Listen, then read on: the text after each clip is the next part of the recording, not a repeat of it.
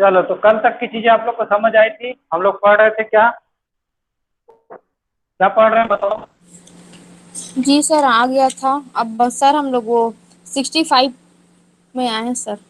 धारा 64 64 60। 65 था ना। 64 सर। सर 65 था, 64 को आप समझा लिए थे। हाँ 65 में हो गया था। 64 तो बता दिया था ना, जुर्माना हाँ न देने पर कारावास का दंडादेश होगा। हाँ सर तो उसमें 60। अपराधी का कारावास रहित सहित होगा, तो उसको जुर्माना जो भी वो देना पड़ेगा। ठीक है। हाँ सर। अब हम लोग देखते हैं 65। तो धारा 65 क्या कहती है कि जबकि कारावास और जुर्माना दोनों आदिष्ट किए जा सकते हैं, तब जुर्माना न देने पर कारावास की अवधि। तो मैंने पहले पूर्व में जब हम लोग 64 को पढ़े थे, तो उसमें क्या था कि जुर्माना ना देने पर क्या होता है, आपको कारावास का अतिरिक्त सजा दिया जा सकता है ना, अन्य कारावास अतिरिक्त तौर पे दिया जा सकता है। तो 65 क्या कहता है, जबकि कारावास और जुर्माना दोनों आदिष्ट किए गए, यानी कि दोनों दिए गए हैं, तब जुर्माना दान देने पर कारावास की अवधि। तो ये बताता है कि अगर आपको जब कारावास और जुर्माना दोनों की सजा दी गई है, तब जुर्माना अगर आप नहीं देते हो तो कारावास की अवधि क्या होगी, 21, मतलब उसकी जो लिमिट है या उसकी जो सीमा है उसको इसमें बताया है। यदि अपराध कारावास और जुर्माना दोनों से दंडनीय हो, तो वह अवधि जिसके लिए जुर्माना देने में व्यतिक्रम होने की दशा के लिए न्यायालय अपराधी को कारावासित करने का निर्देश दे, कारावास की उस अवधि की 1/4 से अधिक नहीं होगी जो अपराध के लिए अधिकतम नियत है। तो जब भी क्या बोलते, कारावास की जो अवधि होगी, मान लो जैसे जो भी उसकी कारावास की अवधि होगी, तो कुल उसका 1/4 भाग दिया जाएगा इसके जुर्माना ना देने के दशा। ठीक है। तो इसमें यहाँ पे आपको एक चीज याद रखनी, 1/4, 1/4। तो आपका जो ये धारा है 65 और आगे 66 और 67, ठीक है, ये तीनों धाराएं आपके उसी से संबंधित है कि जुर्माना नहीं देने पर क्या स्थिति होगी, कैसी अवधि होगी। और उसमें जब मान लो जब आप जुर्माना, पहला तो ये बता दिया कि जुर्माना ना देने पर, ये वाला जब आपका 64 पढ़े तो ये बोला कि अगर आप जुर्माना नहीं देंगे तो आपको कारावास दिया जाएगा। 65 कहता है कि जुर्माना नहीं देने पर कितनी अवधि होगी उसकी, 1/4 से अधिक नहीं होगी बोलता है। ठीक। उसके बाद मतलब इसको समझे कि नहीं, 1/4 वाला, जैसे 1 साल का सजा है, 1 साल का उसको कारावास दिया गया है और मान लो 500 रुपए का उसको जुर्माना है, तो यहाँ पे उसको 1 साल का 1/4 मतलब 3 महीने से ज्यादा उसको क्या सजा उससे नहीं हो सकती अतिरिक्त। ठीक है। वो उससे कम भी हो सकती है लेकिन 3 महीने से ज्यादा की सजा उसको नहीं होगी। तो 1/4 गिना जाएगा कि जो भी कारावास की अवधि है उसमें जुर्माना को जोड़ने के, जुर्माना जो नहीं देंगे तो। फिर आपका 66 कहता है जुर्माना न देने पर किसी भांति का कारावास दिया जाएगा। तो ये क्या है कि किस भांति का दिया जाएगा उसको बता रहा है, वह कारावास जिसे न्यायालय जुर्माना देने में व्यतिक्रम होने की दशा के लिए अधिरोपित करे, ऐसा किसी भांति का हो सकेगा जिसे अपराधी को उस अपराध के लिए दंडादेश किया जा सकता था। ठीक है। तो ये अभियुक्त द्वारा जुर्माना अदा न किए जाने पर न्यायालय उसे किसी भी प्रकार के कारावास अर्थात कठोर एवं सादा कारावास के दंड से दंडनीय कर सकता है। ठीक है। तो जो अगर आप जुर्माना नहीं देते हैं तो क्या है, न्यायालय के पास पावर है कि वो चाहे तो आपको कठोर कारावास दे या आपको क्या है, साधारण कारावास दे।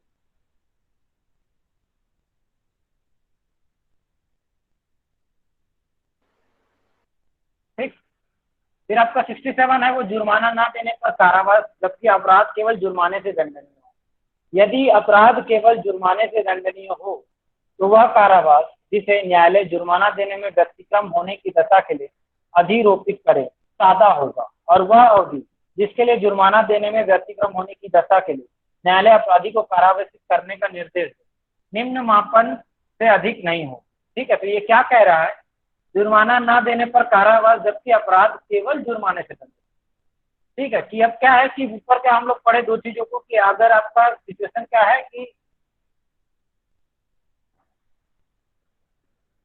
कि आपको क्या है, अगर आपको कारावास से दंडित किया गया है प्लस आपको क्या मिला गया है, जुर्माना, और उस कंडीशन में आपने कारावास तो भोग लिया लेकिन आपने जुर्माना नहीं दिया, तो जुर्माना ना देने के एवज में उसको क्या कितने दिन का कारावास होगा, वो बोला 1/4 होगा। ठीक है। दूसरा, अभी जब यहाँ क्या बोल रहे हैं कि अगर कोई अपराध केवल जुर्माने से दंड, वहां पे कारावास जैसी चीजें नहीं, केवल जुर्माना ही उसके लिए पर्याप्त है उस दंड अपराध के। तो वहां बोल रहे हैं कि यदि अपराध केवल जुर्माने से दंडनीय हो तो वह कारावास जिसे न्यायालय जुर्माना देने में व्यतिक्रम होने की दशा के लिए अधोरेखित करे सादा हो। अगर केवल जुर्माने से दंडनीय है तो वहां पे जो भी कारावास दिया जाएगा वो क्या होगा, हमेशा साधारण कारावास होगा।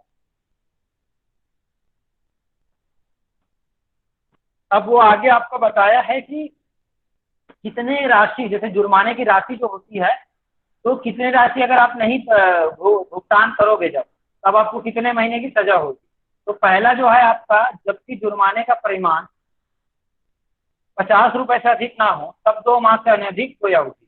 ठीक है, तो अगर 50 रुपए का जुर्माना आपके ऊपर लगा है, कोई ऐसा कार्य अपराध है और उसके लिए जो दंड है, उस अपराध के लिए दंड आपका जुर्माना है, और ठीक है, और जुर्माने की राशि कितनी है, 50 रुपए, और आप अगर वो 50 रुपए नहीं देते हो तो आपको कितने महीने की जेल होगी, कारावास होगी, 2 मंथ से अधिक की नहीं। पहला ये कहता है। ठीक है, दूसरा में आपका कहता है कि जुर्माने का परिमाण 100 रुपए से अधिक ना हो तब 4 माह से अधिक नहीं होगी। अगर 100 रुपए तक का होगा, ठीक है, ये पहला वाला जो है 50 रुपए तक का है ना, 50 रुपए से अधिक ना हो मतलब 50 रुपए तक। ठीक है, तो 50 रुपए तक है तो 2 माह, 100 रुपए तक है तो 4 माह, और अगर कोई अन्य है, ठीक है, जो किसी अन्य दशा में, कि अन्य दशा में क्या, उसमें वो लिखा नहीं है कि कितने रुपए की बात है, तो उसके लिए कितना होगा, 6 माह से अधिक का नहीं होगा। ठीक है, समझ आया।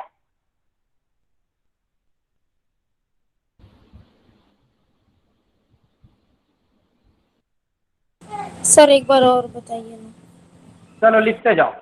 50 रुपए के लिए 2 माह, 50 रुपए तक के लिए 2 माह, 100 रुपए तक के लिए 4 माह, और अन्य दशा में 6 माह।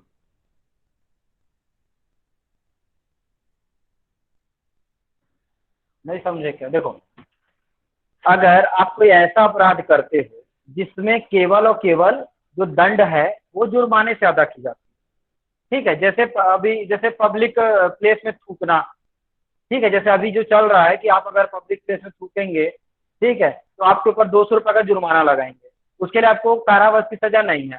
ठीक है, तो जब आपको ठीक है, तो अब उसके लिए मतलब कोई ऐसे सिर्फ और सिर्फ जुर्माने से दंड नहीं हुआ ना, लेकिन अगर आप वो जुर्माना भी अदा नहीं करते, ठीक है, तो अगर आप उस जुर्माने को जब अदा नहीं करते हो तो उसके एवज में क्या होगा, उस जुर्माने को वसूलने के लिए क्या करेंगे, आपको कारावास में डाल देंगे, आपको जेल में डाल देंगे। तो वो ऐसा क्या, वो जो अब आप जुर्माने को अदा नहीं किए तो उसके लिए जो कारावास दिया जाएगा उसकी प्रकृति क्या होगी, हमेशा साधारण होगी।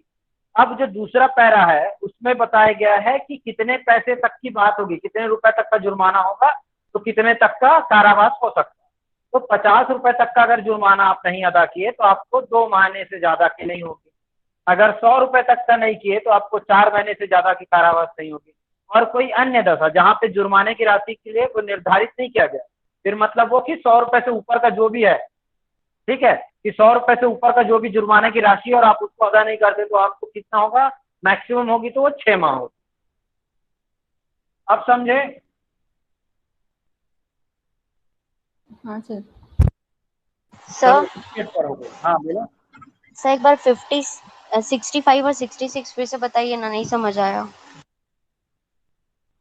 ठीक है, चलो 65 पढ़ो।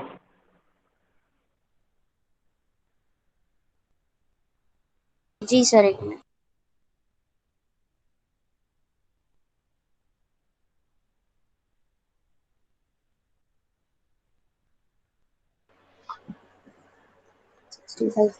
जबकि कारावास और जुर्माना दोनों आदिष्ट किए जा सकते हैं तब जुर्माना न देने पर कारावास की अवधि, यह अपराध कारावास और जुर्माना दोनों से दंडनीय हो तो वह अधिक जिसके लिए जुर्माना देने में व्यक्तिक्रम होने की दशा के लिए न्यायालय अपराधी को कारावासित करने का निर्देश दे, कारावास की उस अवधि की 1/4 से अधिक न होगी जो अपराध के लिए अधिकतम नियत है।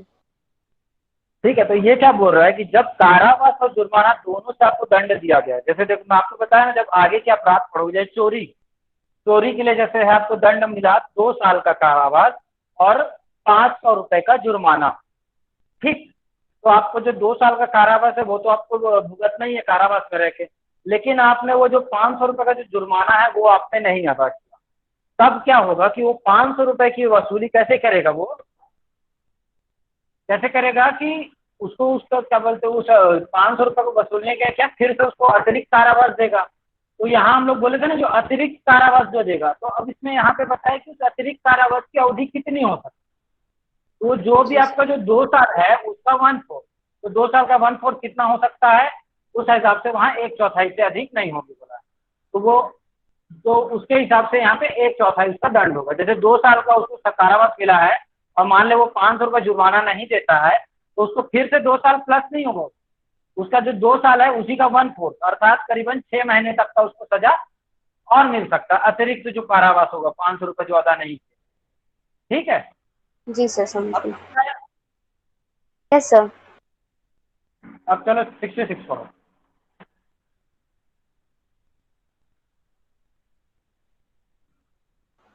जी सर।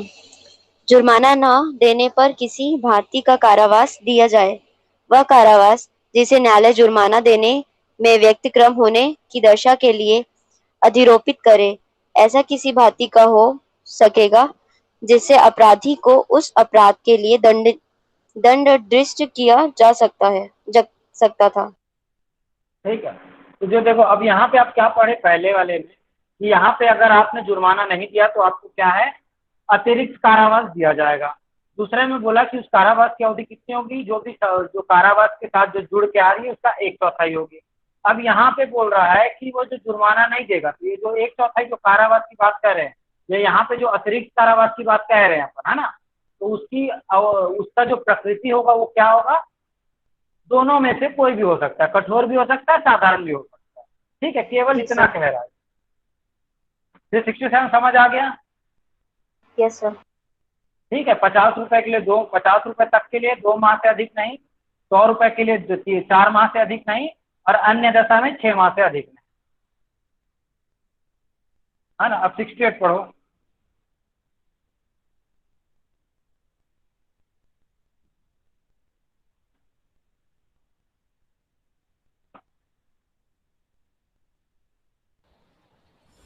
जुर्माना देने पर कारावास का पर्यावसन हो जाना। जुर्माना देने पर व्यतिक्रम होने की दशा के लिए अधिरोपित कारावास तब पर्यायवासित हो जाएगा जब वह जुर्माना या तो चुका दिया गया है या विधि की प्रक्रिया द्वारा उद्धृत कर दिया जाए। तो अब ये क्या कह रहा है 68, अगर आपने जुर्माना देने पर कारावास का पर्यावसन हो जाना हो, अर्थात आपने अगर जुर्माना पटा दिया तो आपका क्या है, वहां पे जो भी है वो जो भी आपका दंड है वो कंप्लीट हो गया, खत्म हो। ठीक है, तो जुर्माना देने में व्यतिक्रम होने की दशा में मतलब जुर्माना आपने चुका दिया, तब जो अधिरोपित कारावास है तब पर्यायवासित हो जाएगा जब वह जुर्माना या तो चुका दिया जाए या विधि की प्रक्रिया द्वारा उद्धृत कर लिया जाए। तो यहाँ पे दो बात का है कि जब भी जुर्माना आपने चुका दिया है, ठीक है, और वह विधि की प्रक्रिया द्वारा उद्धृत कर लिया, मतलब विधि की प्रक्रिया के द्वारा वो उसको प्राप्त हो चुका है, जिसको भी वो अदा करना है न्यायालय को। ठीक है, तब क्या होगा कि आपको जो एक्स्ट्रा जो यहाँ पे जो बात चल रही थी ना आपकी अतिरिक्त कारावास की, वो क्या हो जाएगा आपका, उसका पर्यावसन हो जाएगा, अर्थात वो खत्म हो जाएगा। ठीक, इसमें कुछ समझ गए? सर तो इसमें सिर्फ और सिर्फ जुर्माना बस देना पड़ता है? देखो तुम लोग सीरियली नहीं समझ रहे हो लगता है मेरे को। अगर आपको मान लो मैंने जो है चोरी को उदाहरण लिया, चोरी के लिए आपको 2 साल की सजा और कुछ जुर्माने की बात आपके लिए तय की गई, मान लो वो 500 रुपए जुर्माना लगा है, तो आपको 2 साल का कारावास भोगना है। अब आपने वो 500 रुपए भी अदा नहीं किए, ठीक है, तो उस अदा करने के लिए आपको क्या होगा कि आपको अतिरिक्त कारावास की सजा दी जा सकती है। अब वो कारावास की अवधि कितनी हो सकती है, 3 माह, वो 1/4 होगी। फिर जो अगला वाला जो सेक्शन था उसमें ये था कि अगर सिर्फ और सिर्फ जुर्माने से, तो उसको हटा दो। अब 68 में आओ कि जहाँ पे जुर्माना देने पर आपको जो कारावास हो रहा था ना, कि आपको 2 साल के कारावास था प्लस जुर्माना था, तो आप जो जुर्माना नहीं दे रहे थे उसके लिए भी आपको क्या था कि अतिरिक्त कारावास हो रहा था। अब उस जो जुर्माने की राशि को अगर आप अपना पटा देते, तब क्या होगा कि आपका जो अतिरिक्त कारावास है वो क्या होगा, वहां पे वो खत्म हो जाएगा, और आप आराम से उससे क्या होंगे, उद्धृत हो जाएंगे, आप उससे छूट जाएंगे पूरी तरह से। बस इतना ही ये कह रहा है। नहीं समझ आया? आगे सर। हाँ, तो आगे 69 सर। पढ़ो अभी। धारा 69 जुर्माने के अनुपातिक भाग के दे दिए जाने की दशा में कारावास का पर्यवसान। एक मिनट। यदि जुर्माना देने में व्यतिक्रम होने की दशा के लिए नियत की गई कारावास की अवधि का अवसान होने से पूर्व जुर्माने का ऐसा अनुपात चुका दिया या उद्ग्रहित कर लिया जाए कि देने में व्यतिक्रम होने पर कारावास की जो अवधि भोगी जा चुकी हो वह जुर्माने के तब तक न चुकाए गए भाग के अनुपातिक से कम न हो तो कारावास पर्यवसित हो जाएगा। है ना? तो देखो अब ये क्या कह रहा है कि आपने कि जुर्माने की जो राशि है, ठीक है, अगर आपने उसकी पूरी राशि पटा दी तो ऊपर वाला जो आपका 68 वाला जो सेक्शन 68 है उसपे क्या बोल रहा है कि आपने अगर जुर्माना पूरा पटा दिया तो आपका जो कारावास की जो है वो पर्यवसान हो जाएगा। लेकिन यहाँ पे बोल रहा है कि जुर्माने की अनुपातिक भाग के दे दिए जाने की दशा में कारावास का पर्यवसान। अगर आपके ऊपर 100 रुपए का जुर्माना लगाया गया है और आपने केवल 25 रुपए दिया तो जो 75 रुपए वसूलने के लिए क्या कर सकता है, वो आपको जेल में डाल सकता है। या आपने जो कारावास की अवधि है वो आधी भोग ली, मतलब जो अतिरिक्त कारावास की बात चल रही है केवल ना यहाँ पे, और वो अतिरिक्त कारावास की अवधि मान लो आपको 2 महीने की दी गई है, ठीक है, और वो क्यों दी गई, आपको 100 रुपए के दंड के हिसाब से दी गई थी। तो अगर आपने 1 माह की अवधि पूर्ण कर ली और 1 माह आपका बचा है, ठीक है, और आप 1 माह की अवधि के बाद 50 रुपए दे देते हो तो आपका क्या होगा, वहां पे कारावास खत्म हो जाएगा। मतलब ये क्या है, रेशियो है 50-50 करना। या तो आप जुर्माना दे दो या तो आप कारावास भोगो, या तो आप आधा जुर्माना दे दो और आप आधा कारावास भोगो। इस तरह की ये बात कह रहा है। जब इसका दृष्टांत पढ़ो तो आप समझोगे। चलो इसको पढ़ो। दृष्टांत का 100 रुपए के जुर्माने और उसके देने में व्यतिक्रम होने की दशा के लिए 4 मास के कारावास से दंडाधिष्ट किया गया है। यहाँ यदि कारावास के 1 मास के अवसान से पूर्व जुर्माने के 75 रुपए चुका 75। सॉरी सर जुर्माने के हाँ 75 रुपए चुका दिए जाए या उद्ग्रहित कर लिया जाए तो प्रथम मास का अवसान होते ही का उन्मुक्त कर दिया जाएगा। यदि 75 रुपए प्रथम मास के अवसान पर या किसी भी पश्चातवर्ती समय पर जबकि का कारावास में है चुका दिए या उद्ग्रहित कर लिए जाए तो का तुरंत उन्मुक्त कर दिया जाएगा। यदि कारावास के 2 मास के अवसान से पूर्व जुर्माने के 50 रुपए चुका दिए जाए तो उद्ग्रहित कर लिया जाए तो का 2 मास पूरे होते ही उन्मुक्त कर दिया जाएगा।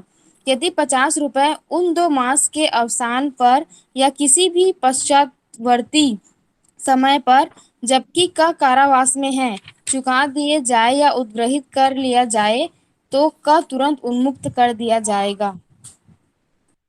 समझे कुछ इससे? कि जैसे अगर आपके ऊपर 100 रुपए का जुर्माना है, ठीक है, और वो 100 रुपए का जुर्माना को वसूलने के लिए आपको क्या है, 4 मास का क्या कारावास दिया गया, और अगर उसमें आपने 1 मास कारावास भुगत लिया, या क्या बोलते हैं, 1 मास कारावास की अवधि आपकी पूर्ण हो चुकी है और उसके बाद अगर 75 रुपए दोगे तो क्या होगा, जो आपका 4 माह का जो कारावास की जो अवधि है वो खत्म हो जाएगी। मतलब देखो यहाँ पे क्या है कि उसको अपना 100 रुपए वसूलना है, तो 100 रुपए के लिए वो क्या लगा रहा है, 4 मास तक का आपको कारावास दे रहा है। अब इसमें अगर आपने 1 मास का कारावास भुगत लिया तो आपको अगर आप फिर 75 रुपए देते हो तो आपका जो टोटल 4 माह था वो पूरा हो जाएगा, माना जाएगा, और आपकी सजा वहां पे क्या होगी, खत्म हो जाएगी। अगर आपने 2 मास का कारावास भुगत लिया है और आपने 50 रुपए अदा कर दिए तो भी आपका जो 4 मास का अवधि है वो कंप्लीट हो जाएगा। ठीक है, तो इस तरह से ये क्या है, इसको अनुपातिक पद्धति में इसको लगाया जा सकता है। ये 69 के तहत ये कहता है। समझ आया?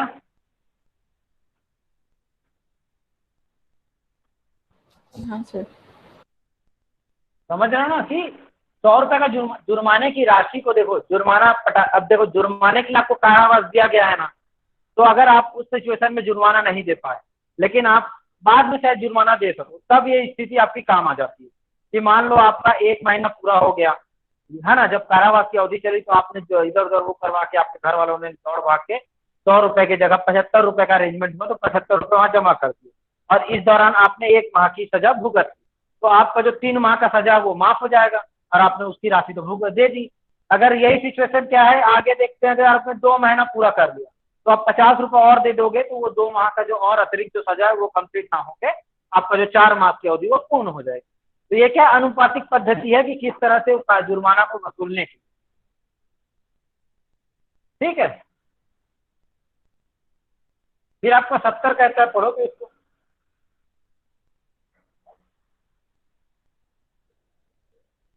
जो नहीं पढ़ा अभी तक वो पढ़ो।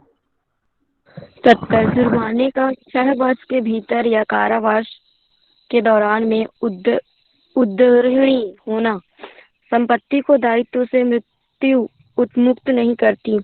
जुर्माना या उसका कोई भाग जो चुकाया ना गया हो, दंडादेश दिए जाने के पश्चात 6 वर्ष के भीतर किसी भी समय, और यदि अपराधी दंडादेश के अधीन 6 वर्ष से अधिक के कारावास से दंडनीय हो तो उस काला अवधि के अवसान से पूर्व किसी समय उद्गृहित किया जा सकेगा, और अपराधी की मृत्यु किसी भी संपत्ति को जो उसकी मृत्यु के पश्चात उसके ऋणों के लिए वैध रूप से दायी हो, इस दायित्व से उन्मुक्त नहीं करती। तो ये क्या कह रहा है आपका, जुर्माने का 6 वर्ष के भीतर या कारावास के दौरान में उद्ग्रहण होना। ठीक है, कि जो जुर्माना आपके ऊपर लगाया गया है वो 6 साल के भीतर आपको देना है या फिर आपका जो कारावास की अवधि के दौरान उसको आप दे सकते हो। ठीक है, और नेक्स्ट जो लाइन है वो लिखा है कि संपत्ति को दायित्व से मृत्यु मुक्त नहीं करती। ठीक है,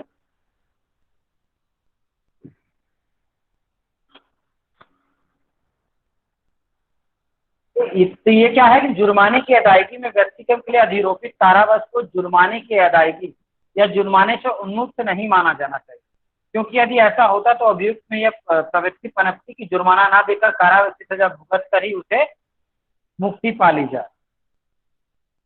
तो इसमें क्या बोल रहा है कि जुर्माना या उसका कोई भाग जो चुकाया ना गया हो। ठीक है, ये तो समझ गया ना। दंडादेश दिए आने के पश्चात 6 वर्ष के भीतर किसी भी समय, तो जब भी ये दंड का आदेश दिया गया, ये आपको जैसे आज की जो तारीख है 9 जून, आज आपको ये लगा क्या है 100 रुपए का जुर्माना आपको लगाया गया, तो यदि अपराध दंडादेश के अधीन 6 वर्ष से अधिक के कारावास से दंडनीय हो तो ठीक है, और वो जो पर्सन है उसको 6 साल की सजा मिले प्लस 100 रुपए और जुर्माना लगा, तो उस कालावधि के अवसान से पूर्व किसी समय उद्गृहित किया जा सकेगा।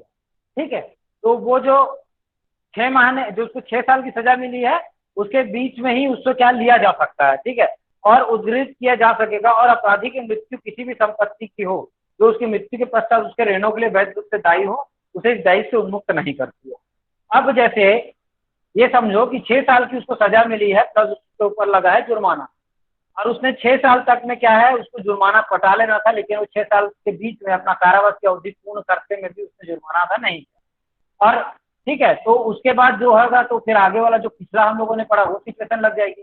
लेकिन अगर उस व्यक्ति की मृत्यु हो जाती है तो यहाँ पे जो जुर्माना वो कहाँ से वसूला जाएगा, तो ये कहता है कि अगर किसी व्यक्ति की मृत्यु हो जाती है तो ऐसा नहीं माना जाएगा कि उससे से जुर्माना हट गया। ठीक है, तो वो जुर्माना जो है वो उससे की संपत्ति को बेचकर लिया जाएगा यहाँ।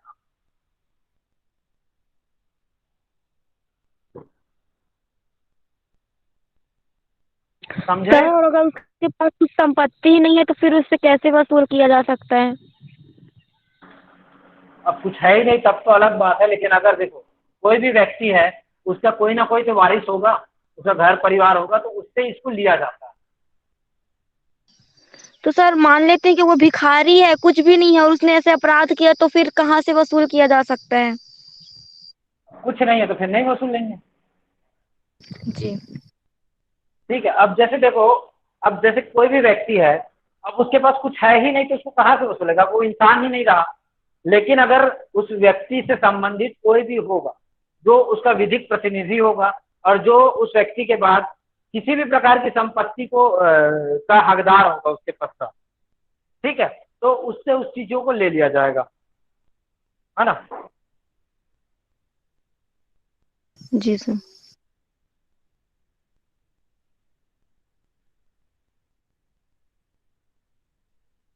और एक चीज और है, अगर जैसे मान लो कई बार आपको, जैसे कई बार आप लोग देखते हैं कि जुर्माना आपके ऊपर लगाया गया है। मान लो ऐसा समझो कि आपके ऊपर, आपके नाम से एक चालान कटा, ठीक है, और वो चालान ई चालान कटा और आपके घर आ गया, आपने उसको नहीं पटाया, तो ऐसा है कि वो जब तक, जब भी उसके ऊपर, जब भी वो उस चालान को आपको जल्द से जल्द पटाना होता है, अगर आप उस चालान को नहीं पटाते हो तो आपको आगे जाके उस चालान के बदले में आपके ऊपर कारावास के भी आपको कारावास भी हो सकता है। समझे? नहीं समझे? हाँ सर। तो एक प्रकार वो जुर्माना है ना जो चालान काट के आपको दिया है, जैसे आपने की गाड़ी ने कोई भी रूल तोड़ा था तो इसके लिए आपके ई चालान आ गया घर पे और आप उसको ध्यान नहीं दिए या जो भी किए, तो अगर आप उसको नहीं पटाते तो आगे जाके वो आपके ऊपर क्या हो सकता है, फिर से वो खुलेगा जब भी जिस दिन, तो उसको आपको उस दिन पटाना पड़ेगा, या फिर जो भी उसके साथ जो या आपको उसके साथ जो ब्याज दर लगेगा वो भी आपको देना पड़ सकता है। तो जो भी समय के अनुसार जो भी चालान कट जाता है तो उसको वहीं पे पटाना जरूरी है। सर समझ वो गए क्या? ट्रेन में जो टीटी वो चालान लेता है वो क्या इसी से रिलेटेड है? वो भी चालान इसी में आता है, साधारण में ही? हाँ, वो भी जुर्माना ही लेता है, जो जो टीटी काटता है ना, चालान काट के देता है आपको, तो जो जुर्माने की जो राशि अदा करते हैं ना और जिसपे जो रसीद देते हैं ना उसी को बोलते हैं, क्या बोलते हैं आपका, चालान बोलते हैं उसी को, ठीक है। तो जो जो आप टीटी लोग को देखे होंगे ट्रेन में, तो उन लोग क्या करते हैं कि आप अगर विदाउट टिकट हो तब आपके ऊपर क्या करते हैं, जो उन लोग क्या पेनल्टी ठोकते हैं, ठीक है, तो वो उसका आपको चालान देते हैं, जो रसीद देते हैं ना उसको चालान बोलते हैं, और उसमें आपका दंड लिखा रहता है कि आपने कौन सा जुर्म किया है, आपने WT बोलते हैं जिसको, विदाउट टिकट, ठीक है, विदाउट टिकट आप सफर कर रहे थे तो इस एवरेज में कहाँ से कहाँ तक सफर कर रहे थे, तो उसका वो गुणा गणित करते हैं कि इतना किलोमीटर तक, मतलब इतना से इतना किलोमीटर तक का इतना पैसा लगेगा आप अगर बिना टिकट की यात्रा करते हैं, ठीक है, और उसको आपको तुरंत चुकाना रहता है, वो तो तुरंत ले लेता है ना, नहीं ऐसा थोड़ी ना चालान। सुनो ना सर, हाँ सर। क्या है, जैसे आप बिना टिकट के पकड़ाओगे ना तो आप कहाँ से चढ़े हो ये नहीं देखते, ट्रेन कहाँ से चल रही है वहां से फाइन ठोकते। हाँ ये भी है। नहीं कई बार गुरु जहाँ से, मतलब जैसे कई बार होता है ना कि जो टिकट, मतलब सामने वाला बोल देता मत यहीं चढ़ाओ, तो वो भी हो जाता है, लेकिन जनरली सामान्य में ना जहाँ से ट्रेन चलती है जहाँ तक जाएगी वहां तक का चलान लगता तो सर मतलब आप मतलब जहाँ से हम लोग चढ़े रहते हैं बिना टिकट के, जैसे पकड़ा गए तो ट्रेन जहाँ से चल रहा है उसका भी पैसा देना पड़ेगा, ये नहीं कि हम है। लोग जहाँ हाँ, से चढ़े पैसा दें। नहीं तो तो वो एक चीज बताओ ना, कैसे कैसे प्रूफ, देखो बर्डन ऑफ प्रूफ जो है वो थोड़ा सा मुश्किल काम है, तो जनरली ये मान के चलते हैं कि आप वहीं से चढ़े हो जहाँ से ट्रेन चल रही है, इसलिए वहां से फाइन ठोकते सर अगर आप जहाँ से ट्रेन चल रही है वहां से नहीं भी चढ़े हो तो भी उसको लेना पड़ेगा? हाँ हाँ। अरे भाई, वो उसको कैसे पता चलेगा कि आप इस स्टेशन चढ़े हो जबकि आप तो टिकट ही नहीं लिए हो ना। अगर आप टिकट नहीं लिए हो और ट्रेन मान लो जैसे चल रही है दुर्ग से बिलासपुर के लिए, और आपको जाना है, आप रायपुर चढ़े और आपको जाना है माटापा, तो आपको तो दुर्ग से लेके वो, उसको तो पता है ना जहाँ से ट्रेन शुरू है जहाँ खत्म होगी, या आप अगर आप बोल दिए कि सर मैं तो भाटापारा तक ही जाऊंगा तो वो वहां तक का बना देगा, नहीं तो अगर आपका वो देखेगा उस हिसाब से बनाएगा। लेकिन और कई बार क्या होता है कि जैसे आप जनरल का टिकट रखे हो और आप स्लीपर कोच में बैठ गए या AC कोच में बैठ गए, रिजर्वेशन में चले गए ना बोगी में, तो वो क्या करता है कि आपका जितना भी जहां से जहां तक का टिकट है उसके एवरेज में वो रिजर्वेशन का चार्ज छोड़ते हुए आपके ऊपर चालान काट देता है, ठीक है। चलो 71 पढ़ो।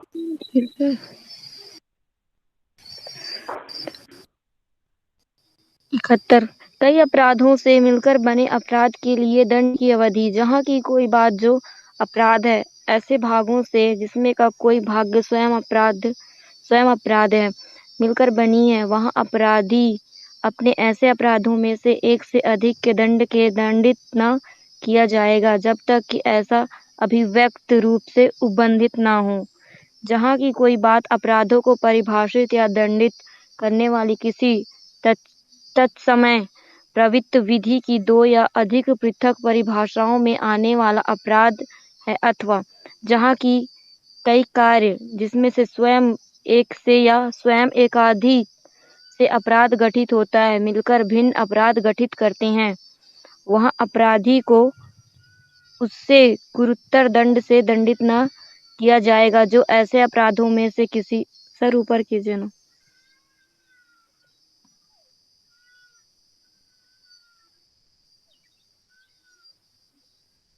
जहाँ की कई कार्य किसको पड़ी थी बरोबर जहाँ की कई कार्य जिसमें से स्वयं एक से या स्वयं एकाधिक से अपराध गठित होता है मिलकर भिन्न अपराध गठित करते हैं, वहाँ अपराधी को अपने गुरुतर दंड से दंडित न किया जाएगा जो ऐसे अपराधों में से किसी भी एक के लिए वह न्यायालय जो उसका विचारण करे उसे दे सकता हो। ठीक है, तो ये क्या कह रहा है, कई अपराधों से मिलकर बने अपराध के लिए दंड की अवधि। तो अब देखो कोर्ट के पास एक बहुत बड़ा प्रॉब्लम ये रहता है ना कि जब आप किसी अपराध के लिए जब जाते हैं सजा के लिए, तो अगर वो बहुत सारे अपराध है लेकिन उसका परिणाम एक ही है, तो वो किस प्रकार की सजा देगा, इस बारे में ये कहता है कि जहां कोई बात जो अपराध है ऐसे भागों से जिनमें का कोई भाग स्वयं अपराध मिलकर बनी है, वहां अपराधी अपने ऐसे अपराधों में से एक से अधिक के दंड से दंडित ना किया जाएगा जब तक कि ऐसा अभियुक्त रूप से उपबंधित ना हो। ठीक है, तो ये बात बोल रहा है कि कोई बात जो अपराध है और ऐसे भागों से जिनमें का कोई भाग स्वयं अपराध है। ठीक है, मतलब कोई बात अपराध है और उसका जो विभिन्न चरण जो है, अलग अलग भाग जो है वो भी अपराध है अपने आप, और वो सारे चीज मिलकर एक अपराध अन्य बनता है। जैसे आप किसी की मृत्यु कारित करते हैं मान, तो उसके लिए आपने क्या, उसको पहले झापड़ मारा, फिर आपने उसको लाठी से मारा, फिर आपने उसको पत्थर से मारा, फिर आपने उसको चाकू से मारा, और उसके बाद जब वो नहीं मरा तब आपने उसको क्या किया, घर के ऊपर से ढकेल, तब उसकी मृत्यु हुई। तो आपके ऊपर पहले थप्पड़ से मारने का, फिर कहते लाठी से मारने का, फिर चाकू से मारने का, फिर ढकेल के मारने का, इतने सारे चार्जेस नहीं बनेंगे बोलता है। ठीक है, क्योंकि इसका जो जितना ये सब काम हुआ वो क्या है, सारे काम अपने आप में क्या एक अपराध है। ठीक है, और ये क्या बोला, जब तक कि ऐसा अभियुक्त रूप से उपबंधित ना हो। ठीक है, तो अगर ऐसा सब चीज है तो उसमें क्या है, उसको अपने ऐसे अपराधों में से किसी एक से अधिक से दंडित ना किया जाएगा। लेकिन अगर ऐसा लिखा जाता है कि अलग अलग चीजों के लिए अलग अलग दंडित किया जाएगा तो किया जा सकता है, लेकिन अगर ऐसा एक ही चीज का एक ही सीरीज का होगा तो उसके लिए दंडित नहीं किया जाएगा। जहां कोई बात अपराधों को परिभाषित या दंडित करने वाली किसी सक्षम प्रवृत्ति विधि की दो या अधिक पृथक परिभाषाओं में आने वाला अपराध है, अथवा, तो ये बता रहा है कि जो अभियुक्त रूप को उसी को यहाँ पे बता रहा है। ठीक है, जहाँ की कई कार्य जिसपे स्वयं एक से या स्वयं एक अधिक से अपराध घटित होता है तो मिलकर भिन्न अपराध घटित करता है, वहां अपराधी को उसमें उससे गुरुतर दंड से दंडित ना किया जाएगा जो ऐसे अपराधों में से किसी भी एक के लिए वह न्यायालय जो उसको विचारण करते उसे दे सकता है। इसका दृष्टांत पढ़ते तो आपको समझ आ जाएगा, पढ़ो तो इसको। देख हेलो, हाँ सर, देख हाँ सर। बच्चे लोग देखो, इसको समझने के लिए एकदम सिंपल चीज समझना कि जैसे आप किसी को एक बार झापड़ मारते हो ना, ठीक है, और 5 झापड़ मारते हो, तो अगर एक झापड़ मारने का आपको अगर 1 महीने का दंड मिलता है तो 5 झापड़ मारने का 5 महीने का दंड मिलेगा क्या? नहीं सर, वो एक ही मिलेगा। नहीं सर, एक ही में हाँ, आ जाएगा। ठीक ठीक, तो ये जो धारा है ना वो यही चीज को बताती है कि वो एक ही समव्यवहार का भाग है और एक प्रकार का ही अगर अपराध गठित करता है, ठीक है, एक ही प्रकार का अपराध गठित करता है, और वो जो मतलब जो कार्य है वो बार बार किया जाता है, एक से अधिक बार किया जाता है। तो एक्चुअल में आप एक झापड़ मारोगे तो एक अपराध है, दो है ना, दूसरी बार झापड़ मारोगे तो वो भी अपराध है। लेकिन यहाँ पे ये नहीं किया जाएगा कि उसको जो दंड है वो 5 बार झापड़ मारने का मिलेगा, उसको केवल झापड़ मतलब उपहति मान लो ना, ऐसा नॉर्मली है ना, मैं तो समझने के लिए बताया था। ठीक है, तो क्या है कि अगर वो 5 बार करे या 10 बार करे उस एक प्रकार के अपराध को, तो जब उसका विचारण होगा तो केवल जो अपराध बनता है उसके एक बार का ही दंड उसको मिलेगा। बस ये बेसिक कॉन्सेप्ट है। ठीक है, हाँ सर। उदाहरण में जी पढ़ो, उदाहरण से क्लियर हो जाए। पढ़ो इसको। जी सर। दृष्टांत का काय या पर लाठी से 50 प्रहार करता है। यहाँ हो सकता है कि का ने संपूर्ण मारपीट द्वारा उन प्रहारों में से हर एक प्रहार द्वारा भी जिनसे वह संपूर्ण मारपीट गठित है या को स्वेच्छा उपहति कारित करने का अपराध किया हो। यदि का हर प्रहार के लिए दंडनीय होता तो वह हर एक प्रहार के लिए 1 वर्ष के हिसाब से 50 वर्ष के लिए कारावासित किया जा सकता था, किंतु वह संपूर्ण मारपीट के लिए केवल एक ही दंड से दंडनीय है। हाँ, ठीक है, समझे किंतु कि यदि क या पर लाठी, ठीक है, क पहला को समझ लो, क या पर लाठी से 50 प्रहार करता है, तो हो सकता है कि जो संपूर्ण मारपीट द्वारा उन प्रहारों में से हर एक प्रहार द्वारा भी जिससे वो संपूर्ण मारपीट गठित होती है या को स्वेच्छा उपहति कार्य करने का अपराध किया हो। यदि क हर प्रहार के लिए दंडनीय होता तो वह हर प्रहार के लिए 1 वर्ष के हिसाब से 50 वर्ष के लिए कारावासित किया जाता, किंतु वह संपूर्ण मारपीट के लिए केवल एक ही दंड से दंडनीय है।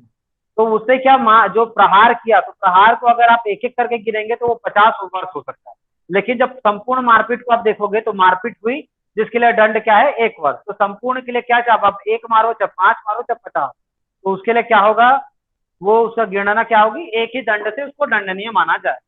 अब पढ़ो दूसरा। हाँ, किंतु यदि उस समय जब का या को पीट रहा है माँ हस्तक्षेप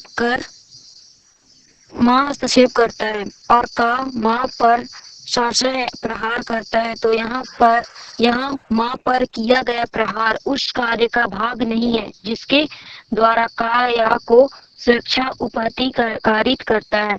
इसलिए का या को स्वेच्छा कारित की गई उपहति के लिए एक दंड से और माँ पर किए गए प्रहार के लिए दूसरे दंड से दंडनीय है। ठीक है, तो यहाँ पे देखो क और य की लड़ाई थी, अब उसमें माँ आ गया बीच में तो माँ को मारा।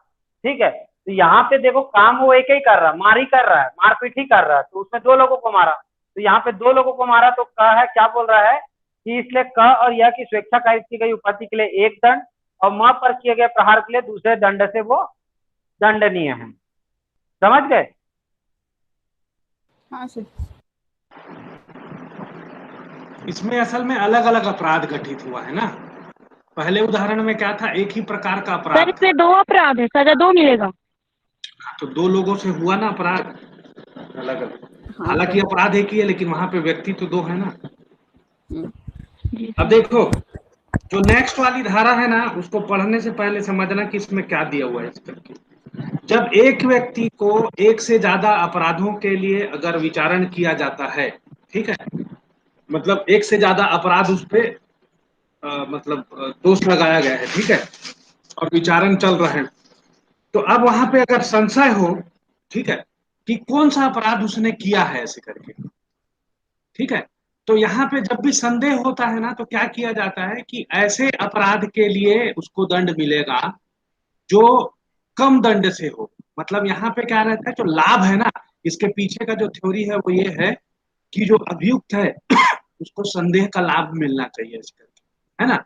तो संदेह क्या है, उसने किया है कि नहीं किया है, ये संदेह नहीं है। अगर ये संदेह होता तो उसको लाभ मिलता और वो दोष मुक्त हो जाता। लेकिन यहाँ पे ये संदेह है कि उसने कौन सा अपराध किया है, जैसे अपराध ए है और बी है, ठीक है, तो यहाँ पे ये संदेह है, अपराध किया है ये तो तय है, लेकिन उसने ए अपराध किया है कि बी अपराध किया है ऐसे करके। तो हम कौन सा अपराध के लिए उसको दंड देंगे, जिस अपराध के लिए कम दंड की व्यवस्था है, जिसमें कम दंड है, उस चीज को हम उसको देंगे। तो यही इस समस्या का समाधान जो है वो है ना, आपका धारा 72 में बताया गया है। अब पढ़ लो तो एक बार में समझ में आ जाएगा तुम लोग। चलो पढ़ो। कई अपराधों में से एक के दोषी व्यक्ति के लिए दंड, जबकि निर्णय में यह कथित है कि यह संदेह है कि वह किस अपराध का दोषी है। उन सब मामलों में जिसमें वह निर्णय दिया जाता है कि कोई व्यक्ति उस निर्णय में विनिर्दिष्ट कई अपराधों में से एक अपराध का दोषी है, किंतु यह संदेहपूर्ण है कि वह उन अपराधों में से किस अपराध का दोषी है। यदि वही दंड सब अपराधों के लिए उपबंधित नहीं है तो वह अपराधी उस अपराध के लिए दंडित किया जाएगा जिसके लिए कम से कम दंड उपबंधित किया गया है।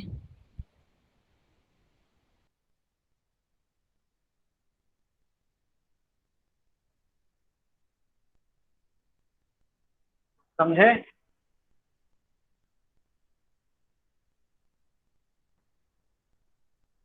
समझे कि हाँ नहीं सर। समझे भाई?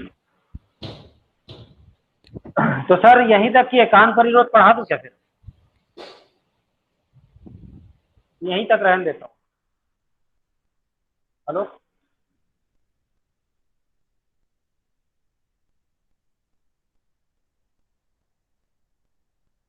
सुदीप सर।